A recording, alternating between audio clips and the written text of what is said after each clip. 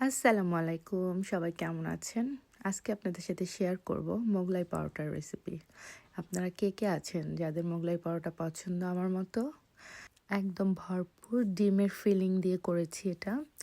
But Mughlai paratha শুধু ডিম না, ডিমের সাথে বিফ কুক করে দেওয়া যায়, চিকেন কিমা দেওয়া যায়। হ্যাঁ, আরও অনেক রকম টপিং অ্যাড করা যায়। তো চলেন আজকে দেখি কিভাবে আমি এগ দিয়ে মোগলাই পরোটাটা বানালাম। প্রথমেই আমি পেঁয়াজ কুচি করে নিয়েছি। পেঁয়াজটা একটু বেশি হলে মজা লাগে ডিমের সাথে। তারপর দিলাম কাঁচামরিচ কুচি। কাঁচামরিচগুলো খুব সুন্দর করে কুচি করে নিয়েছি। আর এরপরে লাস্ট হচ্ছে ধনেপাতা। ধনেপাতা ছাড়া তো মোগলাই পরোটার মজাই আসে না আমার কাছে মনে হয়। তো এই তো ধনেপাতাটা দিয়ে তারপরে এখন এর মধ্যে আরেকটু পেঁয়াজ দিয়ে দিলাম, কারণ আমার কাছে মনে হচ্ছিল পেঁয়াজটা একটু কম হয়ে গেছে। তো এখন দিয়ে দিচ্ছি হচ্ছে এখানে আপনার লবণ, আর হচ্ছে বিট লবণ আর চাট মশলা দিয়ে খুব ভালো করে এটাকে কচলায় নিচ্ছি একদম নরম করে। একটু জিরার গুঁড়াও দিয়েছিলাম, আমার কাছে জিরার স্মেলটা ভালো লাগে। তো আপনাদের ভালো না লাগলে আপনি স্কিপ করতে পারেন। এটাকে খুব ভালো করে কচলাচ্ছি, লবণটা দিয়ে কচলাচ্ছি, কারণ লবণ দেওয়ার পরে এটাকে মানে পেঁয়াজ ধনেপাতা কাঁচামরিচ কচলাইলে একবারে খুব সুন্দরভাবে মিলে যায়। তো আমিও সেই কাজটাই করলাম। দেখেন দেখতে মানে পেঁয়াজ মরিচটাই দেখতে কত লোভনীয় লাগতেছে। আর আমার কাছে মনে হলো এটা হয়ে গেছে। এখন এই পর্যায়ে আমি ডিম অ্যাড করব, এটাই মেন জিনিস। হ্যাঁ, তো এই যে ডিমটা ভেঙে দিয়ে দিছি,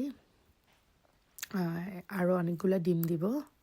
তো আমি একটা একটা করে সবগুলো ডিম দিয়ে নিলাম। এখন এটা চামিচ দিয়ে ডিম এবং যে পেঁয়াজের মিশ্রণটা করে রেখেছি এটা একসাথে মিক্সড করে নিচ্ছি। খুব ভালোভাবে মিক্সড করতে হচ্ছে, মানে ডিম কুসুম পেঁয়াজ যেন সব খুব ভালোভাবে মিক্সড হয়ে যায়, কারণ আমি লবণটা অলরেডি পেঁয়াজের মধ্যেই দিয়ে দিছি। এখন এটাকে পেঁয়াজ আর ডিমটাকে খুব ভালোভাবে মিক্স করতে হবে যেন মশলাগুলো ভালোভাবে একসাথে ব্লেন্ড হয়। হ্যাঁ, যে দেখেন আমার কাছে তো দেখে মনে হচ্ছে হয়ে গেছে, তারপরেও আমি আবার ভালো করে একটু করে নিলাম। এখন এটাকে এক সাইডে রেখে এখন আমি আসবো আটার ডোটাতে। সো মানে ডোটা আমি অলরেডি আগেই করে রাখছিলাম 2-3 ঘন্টা আগে। দেখেন এটা খুব সুন্দর করে সফট হয়ে গেছে। আমি ডোটার আসলে আর ক্লিপ নেওয়া হয় নাই, আমার কাছে মনে হয় এটা আপনারা সবাই পারবেন। জাস্ট তেল আর লবণ দিয়ে পানি দিয়ে ডোটা করে তারপর উপরে তেল দিয়ে রেখে দিয়েছিলাম। এখন আমি একটা পোর্শন ডোর নিয়ে নিলাম রুটিটা বানানোর জন্য, মানে মোগলাই পরোটার আউটসাইডটা রেডি করার জন্য। তো এই তো আমি যতটুকু নিলাম এটাকে এখন একটু ভালো করে নরম করে এর উপরে একটু তেল দিয়ে দিলাম। তেলটা দিয়ে আমি আরেকটু হাত দিয়ে চেপে চেপে ব্যালেন্স করে নিলাম। তারপরে আমি এটাকে বেলবো। তো এটা এখন রেডি হয়ে গেছে বেলার জন্য। তো এটাকে এখন আমি এই যে বেলে নিচ্ছি। আমি আলাদা আর বেলুন পেয়ে নিইনি। আমি সবসময় রুটি পরোটা বানালে কিচেনের এই মানে ফ্লোরটাই আমি ইউজ করি। এটা খুব ভালোভাবে আমি মুছে ক্লিন করে সাবান দিয়ে ধুয়ে নিই, যদিও এটা পরিষ্কার তারপরও এক্সট্রা ক্লিন করে নিই। তো এই তো এরপরে হচ্ছে আমি খুব পাতলা করে বানাইছি। এখন আমি পরিমাণ মতো ডিম দিলাম, যে আমি যতটুকু ডো করছি ওই কয়টা দিয়ে, মানে যেই কয়টা মোগলাই পরোটা হবে ওইটুকু আমি আলাদা করে মানে সেপারেট করে নিছি যে কয়টা হবে। তারপরে আমি ওই ওই অনুপাতে ডিমটুকু এখানে দিয়ে দিছি যেন সবগুলো হয়। তো এই তো দুইটা পাশ ভালোভাবে সিল করে নিচ্ছি। আর এই ফাঁকে আমি আবার ওখানে তেল গরম করতে দিয়ে দিছিলাম প্যানের মধ্যে। এখন এই যে গরম তেলে মোগলাই পরোটাটা ছেড়ে দিছি। এটা হতে হতে আমি আরেকটা বানাও পাশে দিয়ে দিছিলাম, এই যে দেখেন। সো দুইটা একসাথে হবে। তো এখন আমি থার্ড নাম্বারটা রেডি করতেছি, যখন ফার্স্টটা হয়ে যাবে তখন আমি আরেকটা দিয়ে দিব। সো এমন করে আমি আস্তে আস্তে করে সবগুলো মোগলাই পরোটা বানাই নিচ্ছিলাম। এই যে সব একসাথে এখানে বানানো হচ্ছে আর পাশে চুলায় ভাজা হচ্ছিল।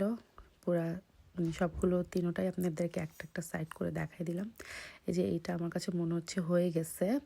এখন এটা তুলে নিচ্ছি।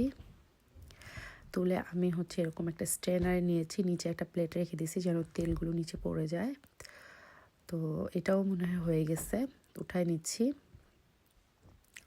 তারপরে আমি হচ্ছে আবার নতুন একটা দিয়ে দিব। একটু কিছুক্ষণ ধরে রাখলাম যেন তেলগুলো পড়ে যায়।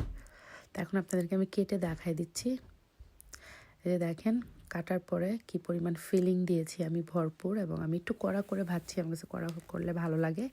এটা আপনারা শসা কুচি করে একটু বিট লবণ ছড়ায় সার্ভ করবেন, খেতে অসম্ভব মজা, মানে যারা মোগলাই পরোটা পছন্দ করেন। আমি সবগুলো এরকম করে কেটে প্লেটিং করে নিছি। Thank you for watching. আল্লাহ হাফেজ।